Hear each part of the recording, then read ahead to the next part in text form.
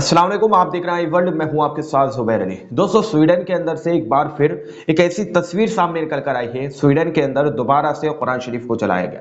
कुरान शरीफ की बेहुरमती की गई। आज से ठीक चंद महीने पहले यानी कि ऐन बकरीद ईद के वक्त स्वीडन के अंदर एक सलमान मोमिका नाम के शख्स ने कुरान शरीफ को जलाया था, कुरान शरीफ की बेहुरमती की थी, जिसके बाद वहां पर बहुत सारे लोगों ने उसका विरोध भी किया था। लेकिन अब दोबारा से स्वीडन के अंदर से एक और तस्वीर सामने निकल कर आ रही है, जहां पर कुरान शरीफ को दोबारा से जलाया गया है। इससे पहले कुरान शरीफ जब जलाया गया था, कुरान शरीफ की बेहुरमती की थी, तो उस वक्त पुलिस बल वहां पर मौजूद था और दावा यह किया जा रहा है कि वहां की सरकार ने कुरान शरीफ को जलाने की परमिशन दी थी। जी हां, ऐन बकरीद से पहले सलमान मोमिका नाम के शख्स ने कुरान शरीफ को जलाया था। वहां पर जुमे का दिन शायद था, जुमे के दिन कुरान शरीफ को जलाया गया था। बहुत भारी तादाद में वहां पर लोग इकट्ठा थे, बहुत सारे लोगों ने उसका विरोध किया था। लेकिन फिर दोबारा से वही स्वीडन के अंदर से तस्वीरें सामने निकल के आ रही हैं कि स्वीडन के अंदर कुरान शरीफ को जलाए गए। दरअसल मैं आप लोगों के सामने कुछ पहली रिपोर्ट रख रहा हूं कि जिसमें यह दावा किया गया है कि सरकार की अनुमति से सलमान मोमिका ने कुरान शरीफ को जलाया था और फिर कुछ दिन बाद एक और औरत ने कुरान शरीफ को जलाया है। दरअसल टीवी 9 भारतवर्ष की रिपोर्ट है। इस रिपोर्ट के अंदर आप लोग देखिए, दावा यह किया जा रहा है कि स्वीडन कौन है, स्वीडन में कुरान जलाने वाले सलमान मोमिका, पुलिस ने क्यों दी इजाजत। यानी कि ये जो सलमान मोमिका नाम के शख्स ने कुरान शरीफ को स्वीडन के अंदर जलाया था, ये पुलिस की अनुमति से हुआ था, पुलिस ने इजाजत दी थी, उसके बाद सलमान मोमिका ने कुरान शरीफ को जलाया था। आगे देखिए, इस्लामिक विचारों और मान्यताओं के आलोचन इससे पहले जनवरी में भी कुरान जला चुका है। इसके बाद पुलिस ने इस पर यह कहते हुए बैन लगा दिया था कि इससे सांप्रदायिक सौहार्द बिगड़ सकता है, लेकिन अब पुलिस ने भी इसको इजाजत दे दी है। यानी कि सलमान मोमिका को पहले मना कर दिया गया था, फिर उसके बाद दोबारा से पुलिस ने उसको परमिशन दे दी कि तुम कुरान शरीफ को जला सकते हो, जिसकी वजह से बहुत भारी जो है बवाल स्वीडन के अंदर हुआ था। बहुत भारी मात्रा में विरोध प्रदर्शन किए गए थे, जिसके बाद जो है बहुत दिन बाद वो मामला शांत हुआ था। लेकिन अब दोबारा से कुरान शरीफ को जलाया गया। यह सारा कार्य जो है दोस्तों ईद से ठीक पहले किया गया था। इससे चंद दिन पहले जो है वहां पर स्वीडन के अंदर जो है उसको कुरान शरीफ को जलाने की परमिशन दी गई थी। यहां पर देखिए आप लोग लिखा है कि ईद उल अजहा बकरीद से ठीक पहले स्वीडन में एक शख्स को विरोध प्रदर्शन के तहत इस्लाम के पवित्र ग्रंथ कुरान को जलाने की इजाजत दी गई। इसके बाद बुधवार को उसने कुरान जलाते हुए विरोध प्रदर्शन किया। दरअसल शख्स ने स्वीडन पुलिस से कुरान जलाने की अनुमति मांगी थी, जिसके बाद पुलिस ने एक दिन के प्रदर्शन के लिए इसके लिए हामी भर दी। यानी कि एक दिन के लिए इसको जो है इजाजत दे दी गई थी कि कुरान शरीफ को तुम जला सकते हो।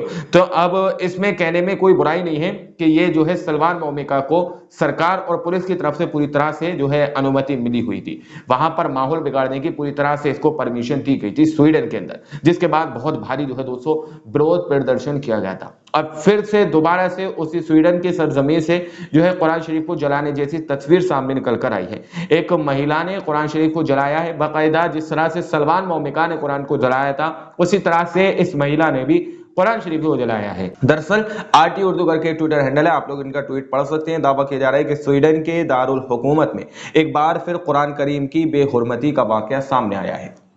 स्वीडन के अंदर की तस्वीर है, आप लोग यहाँ पर देख सकते हैं कि किस तरह से ये महिला कुरान शरीफ को जलाती हुई नजर आ रही है रोड पर। अगर आप लोग इसमें गौर करेंगे और गौर से देखेंगे तो आपको देखने को मिलेगा कि इसके अंदर ये जो पुलिस वाले भी आसपास टहलते हुए नजर आएंगे। बहुत सारे लोग इसके पास, बहुत भारी मात्रा में, बहुत भारी संख्या में लोग यहाँ पर खड़े हुए हैं और इसने जो कुरान शरीफ को जलाया है उसको देखते हुए नजर आ रहे हैं। दरअसल एक बार आप लोग इस वीडियो को ओरिजिनल आवाज के साथ सुन सकते हैं। till vår Herre och Frälsare Jesus Kristus och inte till den falske profeten Mohammed. I Jesu Kristi Nazarens namn. Alla demoner ska bort. Alla dödsdemoner. I Jesu Kristi Nazarens namn. Så bränner vi denna Satans häxkonstbok. के अंदर आप लोगों ने देखा कि किस तरह से भारी बल के साथ यहाँ पर कुरान शरीफ को जलाया जा रहा है और इसका प्रदर्शन का नाम दिया जा रहा है, विरोध किया जा रहा है। यानी कि इसको जो है पूरी तरह से ऐसा लग रहा है कि परमिशन मिली हुई है और ये वहां की सरकार और पुलिस की अनुमति से ये सारा कार्य होता हुआ नजर आ रहा है। तो स्वीडन के अंदर से दोबारा से तस्वीर निकल के आई है। चांदनी करके एक ट्विटर हैंडल है, उन्होंने भी इस खबर को शेयर किया है। वो लिख रहे हैं कि स्वीडन की राजधानी में एक बार फिर कुरान शरीफ की बेहुरमती का वाकया सामने आया है। यानी कि 2024 के अंदर स्वीडन के अंदर से फिर ऐसी तस्वीर सामने निकल कर आई है। लेकिन दोस्तों सवाल इतना बड़ा है ये कि इससे पहले जब सलमान मोमिका नाम के शख्स ने कुरान शरीफ को जलाया था तो उस वक्त बहुत भारी मात्रा में, बहुत भारी संख्या में जो है विरोध प्रदर्शन किया गया था। बहुत भारी मात्रा में वहां पर एक तरह से ये कह सकते हैं कि दंगे का माहौल बन चुका था। वहां पर आगजनी की जा चुकी थी, लाइब्रेरी के अंदर आग लगा दी गई थी। लेकिन दोबारा से फिर से उसी स्वीडन के अंदर इस तरह का माहौल, इस तरह से दोबारा से परमिशन देना, इस तरह से दोबारा से कुरान शरीफ की बेहुरमती करना, ये एक बड़े, हम ये कह सकते हैं कि माहौल बिगाड़ने की जो है एक बड़ी निशानी दी जा रही है।